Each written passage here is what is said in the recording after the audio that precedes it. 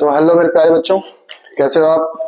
जैसा कि मैंने आप सबसे वादा किया था, जो भी मेरे कॉलेज वाले स्टूडेंट्स हैं और जो मुझे देखते हैं और जो मुझे पसंद करते हैं, तो मैंने सबसे वादा किया था कि मैं एक CSIR नेट गेट और DBT के लिए, इन सब चीज़ों के लिए अलग से एक वीडियो सेशंस लेके आऊँगा, जिसके अंदर हम पूरे यूनिट्स को कवर करेंगे। ओके, दैट मीन्स कि for example cell bio, mol bio या फिर डेव बायो, बायोकेमिस्ट्री, जो भी इंपॉर्टेंट टॉपिक्स हैं, इंपॉर्टेंट यूनिट्स है, वो सब हम कवर करेंगे इस वीडियो के अंदर। तो अगर आप मेरे चैनल से जुड़ना चाहते हैं तो लाइक शेयर सब्सक्राइब जो भी कर सकते हैं कर दीजिए, ठीक है। तो हम स्टार्ट करेंगे मोस्ट इंपॉर्टेंट टॉपिक से। कौन सा टॉपिक है वो बताओ। सबसे इंपॉर्टेंट टॉपिक जो है वो है डेवलपमेंटल बायो, जो कि CSIR नेट के अंदर एक बहुत अच्छा मार्किंग रखता है। ओके, और अगर हम इस डेवलपमेंटल बायो को दूसरे शब्दों में कहें तो मास्टर्स की जो सिलेबस है, MSc का जो सिलेबस है, उस सिलेबस के अंदर इसको बोला जाता है जीन्स एंड डिफरेंशिएशन। इन दोनों सब्जेक्ट्स के अंदर सेम टॉपिक्स हैं, दैट मीन्स ये कुछ माइन्यूट डिफरेंस होगा, बाकी जो इन दोनों के बीच में जो टॉपिक्स हैं उनका कंट्रीब्यूशन सेम है। तो पहले तो हम समझ लेते हैं कि क्या होता है डेवलपमेंटल बायोलॉजी या फिर क्या होता है जीन्स एंड डिफरेंशिएशन, क्या मतलब है इन टर्म्स का। डेवलपमेंटल बायोलॉजी के अंदर हम क्या देखते हैं, दैट मीन्स कि डेवलपमेंट, डेवलपमेंट का क्या मतलब है, what term goes for the development.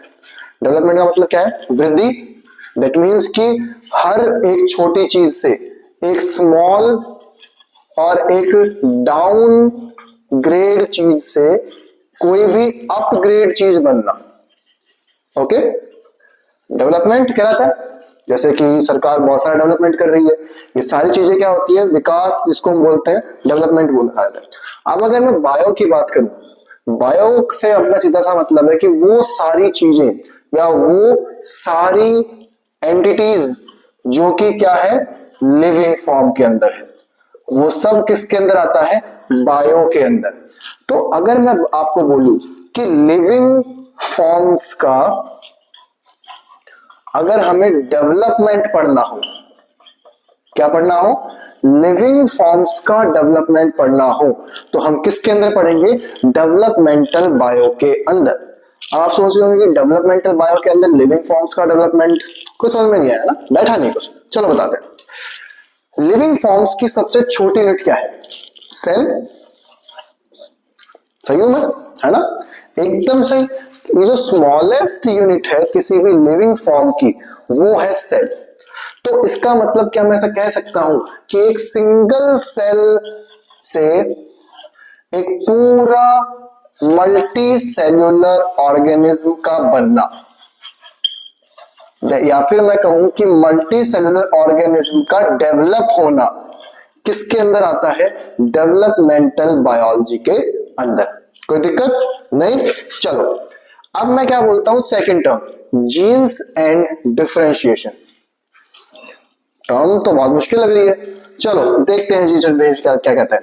Differentiation का क्या मतलब है, डिफरेंशिएशन का मतलब इस ही सेल टू ऑर्गेनिज्म वाली प्रोसेस के अंदर रिलाई करता है। कैसे, अगर एक सेल की मैं बात करूं तो एक सेल जब दो सेल और फिर दो आगे जाकर और डबल्ड सेल के अंदर कन्वर्ट होती है, तो ये जो सेल्स हैं, ये सेल्स अपने अपने वर्क या अपना अपना काम करने के लिए स्पेसिफाइड होती है ना। इसका मतलब कि कैसे समझा सकते हैं हम, कि माना कि शुरुआत में एक स्पर्म और एग था, ठीक है, आपस में फ्यूज हुए, फ्यूज होने से क्या बना, जाइगोट।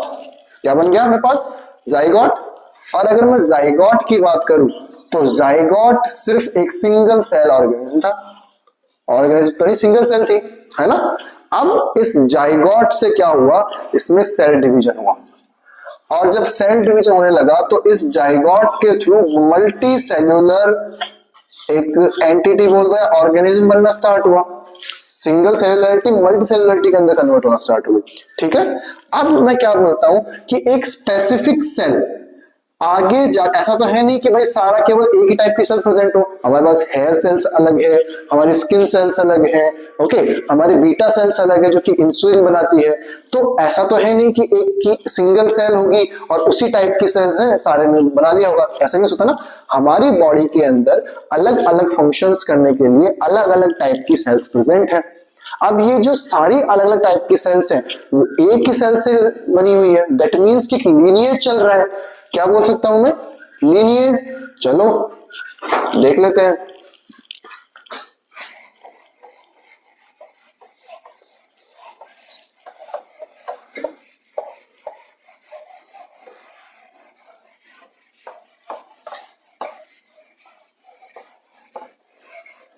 ठीक है, तो एक टर्म हमने समझ ली। सेकेंड टर्म हम समझने वाले हैं, that is genes and differentiation.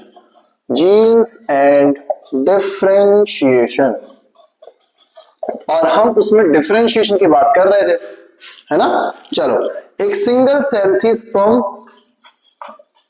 और था एग, आपस में जब ये फ्यूज हुए तो फ्यूज होकर इन्होंने क्या बना लिया? जाइगोट।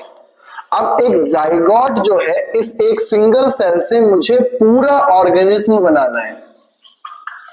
बहुत मुश्किल काम है ना, बहुत मुश्किल काम है। मतलब हम देखो कितने बड़े बड़े हैं, कितने मस्कुलर हैं सारे के सारे, है ना। और अगर एक सिंगल सेल से कोई कहा जाए कि आपको एक पूरी बॉडी बनानी है तो बहुत मुश्किल काम होगा, कि हर एक सेल को अपना अपना काम देना पड़ेगा। एक स्पेसिफिक सेल होगी, माना कि मुझे हेयर सेल बनानी है, तो यहां से एक सबसे पहले एक सेल जो होगी वो डिवीजन में जाएगी और एक स्पेसिफिक टाइप की सेल चूज की जाएगी हेयर सेल बनाने के लिए। दैट मीन्स कि एक वर्दी कैंडिडेट चूज किया जाएगा एक स्पेसिफिक काम करने के लिए, है ना। और अगर मैं एक सेल की बात करूं तो ये सेल आगे जाके हेयर सेल बनाने के लिए जिस प्रोसेस से ध्यान रख सुनना, जिस प्रोसेस से एक नॉर्मल सेल एक स्पेसिफाइड सेल बनाने के लिए डेवलप होती है, वो प्रोसेस कहलाता है डिफरेंशिएशन। डिफरेंशिएशन दैट मीन्स कि ऐसी सेल जो पहले किसी भी सेल के अंदर कन्वर्ट होने के लिए कैपेबल थी, वो सेल क्या हो गई? अब एक स्पेसिफिक पाथवे के अंदर एंटर कर गई है, और वो पाथवे है हेयर सेल बनाना। ओके, एक बार अगर ये सेल आगे जाकर हेयर सेल के अंदर कन्वर्ट हो गई तो अब ये हेयर सेल कितनी ही डिवीजन कर ले, कितना ही सेल डिवीजन हो जाए, अब ये हेयर सेल केवल और केवल 2 हेयर सेल के अंदर, 2 से 4 हेयर सेल के अंदर। दैट मीन्स कि हेयर सेल हमेशा ऐसी सेल के अंदर ही डिवाइड होगी जो कि हेयर सेल फॉर्मेशन कर सके। कभी भी ऐसा नहीं होगा कि हेयर सेल डिवाइड होकर डिवीजन में गई और एक ने तो बना लिया, मान लिया बीटा सेल, और एक ने हेयर सेल बना ली, ऐसा कभी नहीं होगा। Okay, once a cell goes into differentiation pathway, that means कि एक सेल को उसकी कैपेबिलिटी को, जितनी भी उसकी कैपेबिलिटी है उसको हम सरपास कर रहे हैं या फिर सप्रेस कर रहे हैं, सॉरी। अगर एक सेल की कैपेबिलिटी को हम सप्रेस करके केवल एक ही लीनिएज के अंदर फंसा दें, ओके, जैसा कि आज के पेरेंट्स करते हैं अपने बच्चों के साथ में कि या तो तुम्हें डॉक्टर बनना है, तुम्हें इंजीनियर बनना है ना, उसकी कैपेबिलिटीज को सप्रेस कर दिया जाता है। तो उसी तरीके से एक स्पेसिफिक सेल को जो पहले कुछ भी बन सकती थी, ओके, जो पहले कुछ भी बन सकती थी, उस सेल को अगर एक स्पेसिफिक सप्रेस करके एक स्पेसिफिक डिफरेंशिएशन पाथवे में ले जाया जाए, दैट मींस कि एक स्पेसिफिक पाथवे के अंदर ले जाया जाए जो कि एक स्पेसिफिक टाइप के सेल के अंदर कन्वर्ट करवाए उसे, तो वो कहलाएगा क्या? डिफरेंशिएशन। इसी तरीके से डिफरेंशिएशन कैसे काम आएगा डेवलपमेंटल के अंदर? क्योंकि माना मुझे स्किन बनानी है, चलो मुझे एक नॉर्मल सेल से पूरा बॉडी बनानी है, कैसे बनाएंगे बताओ? बताओ, मुझे ऐसे सेल्स चाहिए होंगे जो लिम्ब डेवलपमेंट कर सके, मेरा हाथ बना सके। मुझे ऐसे सेल्स भी चाहिए होंगे जो इन हाथ के ऊपर लेयर बना सके, एक्टोडर्म, एपिडर्मिस, सब चाहिए, ठीक है। बोन्स बनाने के लिए मुझे सेल्स चाहिए, है ना। उसके अलावा अगर मैं बात करता हूँ, मेरे को अपना हेयर फॉर्मेशन करने के लिए भी सेल्स चाहिए, हेयर फॉलिकल के लिए सेल्स चाहिए, अंदर जो बीटा सेल्स हैं जो कि इंसुलिन बनाती है उसके लिए मुझे सेल्स चाहिए। अलग अलग टाइप की सेल्स जो होती है वो अलग अलग फंक्शन करती है, और ये फंक्शन तभी पूरे हो पाते हैं जब एक सेल को उसको अपना काम दे दिया जाए। कोई दिक्कत? गुड। तो अगर मैं बात करूं एक सेल की, तो एक सेल से मैंने क्या कर लिया, पूरा ऑर्गेनिज्म बना लिया with the help of differentiation. अब what depends on genes. Gene से क्या मतलब है? जीन क्या होता है वो समझते हैं। जीन होता है अ सेगमेंट ऑफ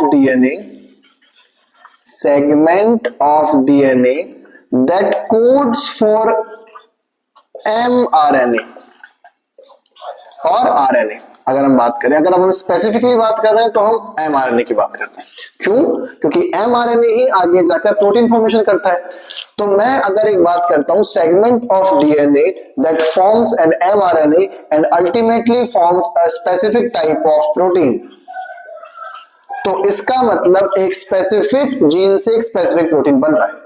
ठीक है। अब हमारी बॉडी के अंदर जितने भी मॉर्फोलॉजिकल, फिजियोलॉजिकल, एनाटॉमिकल चेंजेस हो रहे हैं वो सारे के सारे क्यों हो रहे हैं? क्योंकि एक स्पेसिफिक टाइप का प्रोटीन उन्हें करवा रहा है।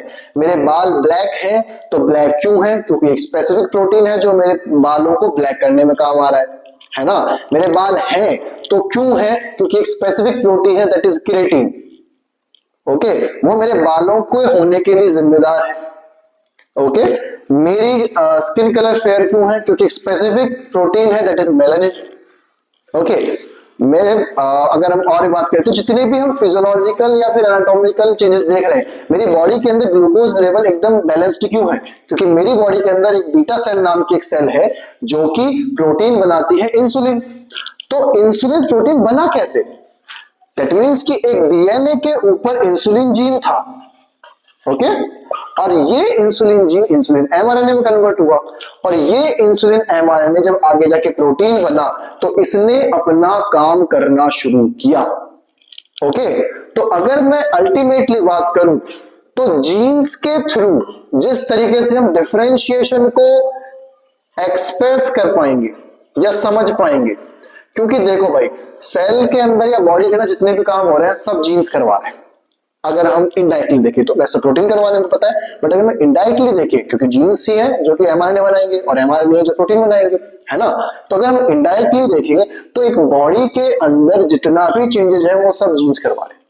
इसका मतलब एक स्मॉल सेल से इतना बड़ा ऑर्गेनिज्म बनाने के लिए भी जो स्पेसिफिसिटी चाहिए होगी हर एक ग्रुप ऑफ सेल्स को, वो कौन दे रहा है? Specific gene. क्यों? क्योंकि एक बीटा सेल को बीटा सेल कौन बनाता है? उसका स्पेसिफिक जीन जो कि है इंसुलिन। अगर उस बीटा सेल के अंदर कैपेबिलिटी खत्म हो जाए इंसुलिन प्रोडक्शन की, तो वो बीटा सेल होगी ही नहीं, है ना।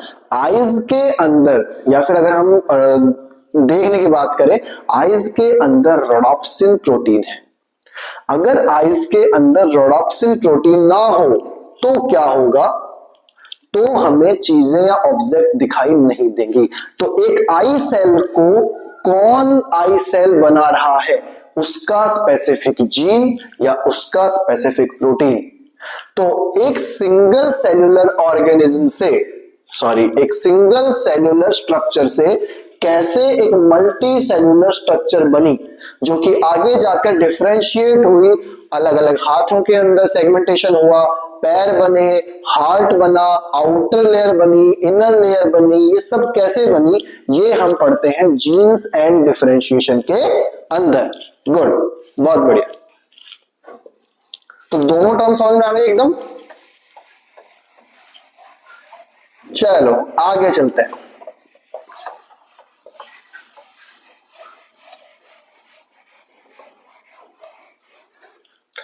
बहुत बढ़िया। अब देखो, अब we will move forward to our next topic, that means और फर्स्ट टॉपिक की तो इंट्रोडक्शन था। तो डेवलपमेंटल बायोलॉजी का फर्स्ट टॉपिक क्या होना चाहिए? सोचो, हाँ, क्या होना चाहिए डेवलपमेंटल बायोलॉजी का फर्स्ट टॉपिक? बताओ। जहां से हमने